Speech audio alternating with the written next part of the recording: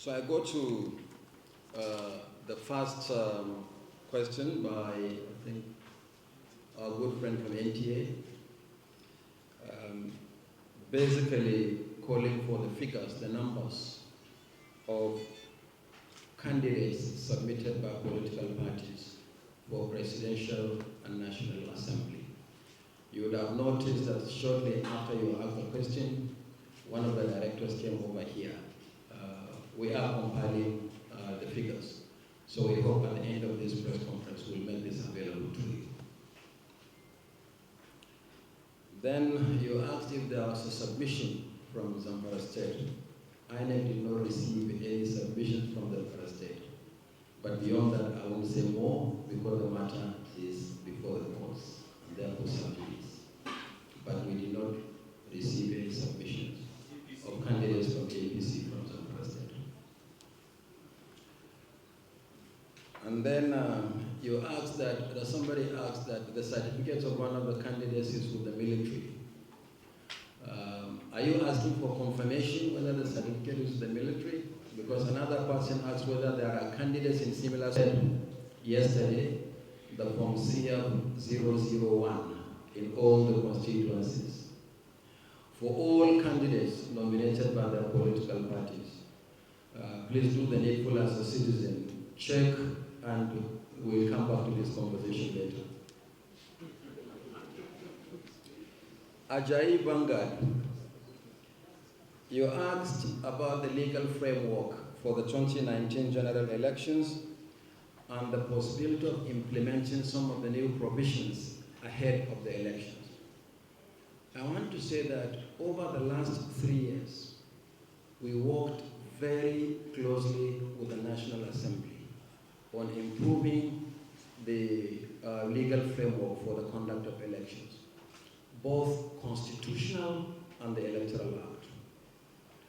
Many of the new provisions in the bill passed this week by the National Assembly were actually based on recommendations from the Commission.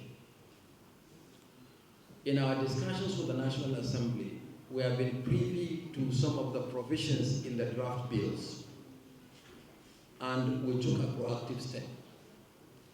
We took some of the new provisions and assumed that eventually these provisions will be passed and assented to, and started looking at the possibilities of introducing regulations and guidelines in case these provisions become law. What can we do to implement them? And I want to say that we have gone really far with this. If tomorrow the bill is assented to, there are provisions that we can immediately implement. But there are provisions that we can't implement simply because of time. For instance, full-blown electronic voting. In the time frame available to the next general election, which is 112 days, to make provision for electronic voting in the 2019 general elections. So we are aware of the provisions. We have worked closely with the National Assembly, and also we have made some draft regulations and guidelines. In case some of the provisions become law, we'll have no difficulty implementing them. So we have been proactive. Punch. Is it possible to publish these forms online? Nothing is impossible. We can publish the forms, but I'm unsure that within the time available for us to do the publication. Yesterday for Presidential and National Assembly, and November 2nd for Governorship and State Assembly, if this can be online immediately, but it's a possibility that the Commission is considering.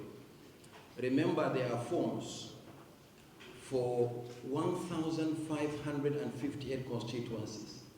If you multiply that by the number of political parties that submit nominate candidates, you are talking about literally thousands of forms.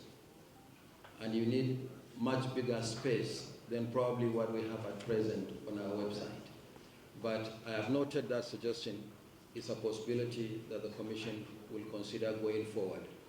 But I'm unsure that within the time available that is between 2nd of November and like a week after the 2nd of November, we'll be able to publish this online. But the law said that we should publish in the constituencies where the nominated candidates are contesting elections, and that is exactly what we have done. Value to be added by publishing on the website as well. We'll gladly consider doing so. Then you asked about Rivers suspended Port Harcourt 3 state constituency by-election. Yes, what we are going to do in Rivers, similar to what we have done in Rivers before, is to engage with the stakeholders before we fix a date to conduct the elections in Port Harcourt 3. I want to assure you that no constituency in Nigeria will be left unrepresented. But we need to address the issues that led to the Commission invoking its powers under Section 26 of the Electoral Act to suspend the election in Port Harcourt 3 state constituency. Budget and procurement processes, are we concerned? Well, the first point I would like to make is that by now you are aware that the National Assembly has passed the budget. The budget for INEC is 189.2 billion naira. This was exactly what the Commission submitted to the Executive. It was exactly what the Executive submitted to the National Assembly, and is what the National Assembly appropriated for the Commission. So in other words, it's now settled that there's no discrepancy between what INEC submitted and what the Executive has submitted. It's 189.2 billion. Yes, we had some discussions with the Ministry of Finance on the disbursement of funds for the elections, and we are confident that we are not going to suffer any encumbrances in that respect. That we are very clear following our discussions with the Ministry of Finance. As for the procurement processes that require long term, we have already initiated action. After all, under our laws, you don't pay for job not done.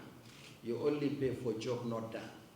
So we have engaged consistent with the provisions of the Public Procurement Act, and we have awarded those contracts that we needed to award for procurement that we needed to make before the election.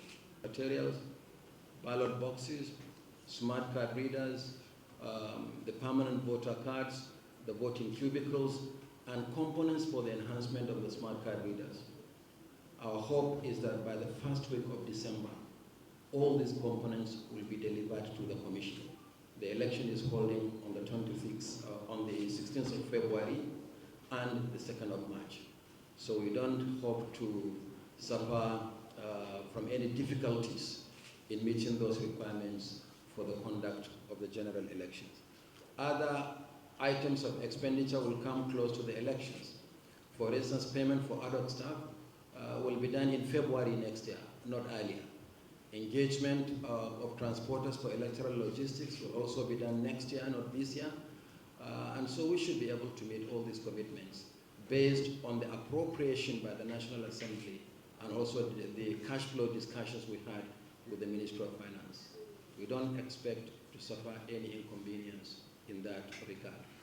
Election is a sovereign responsibility, and we must say that the government of Nigeria has responded to the request for proper funding of the 2019 general elections. Are there other candidates whose certificates are with the military? Have responded to that one. We have made this so open. Just go to the constituencies, you will see what is published. And at that point, once you see what is published, you can initiate some discussions. But this is an opportunity for citizens to look at the forms submitted by candidates. Are there details in the forms that you think are inaccurate?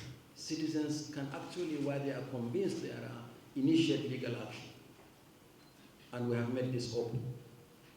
There is nothing that is hidden in the processes leading to the nomination of candidates for the 2019 general elections.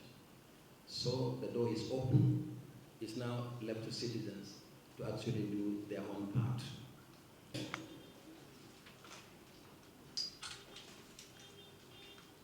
Out of 89 parties that fielded candidates, we have a total of 1,803 candidates vying for 109 senatorial seats. 1,803 candidates vying for 109 senatorial seats. We have 4,548 candidates vying for 360 federal constituencies, contesting for elections in 360 federal constituencies. But as I promised, we'll give you the details at the end of this briefing, including the breakdown of which party has fielded what number of candidates for what type of elections. This is only for the presidential and National Assembly, meaning Senate and House of Representatives. When we hold a similar meeting in the first week of November, we should be able to give you the statistics for governorship, and we'll hold governorship elections in 29 states, and then state assembly elections in 991 constituencies. So we'll provide this detailed breakdown to you later. Thank you very much.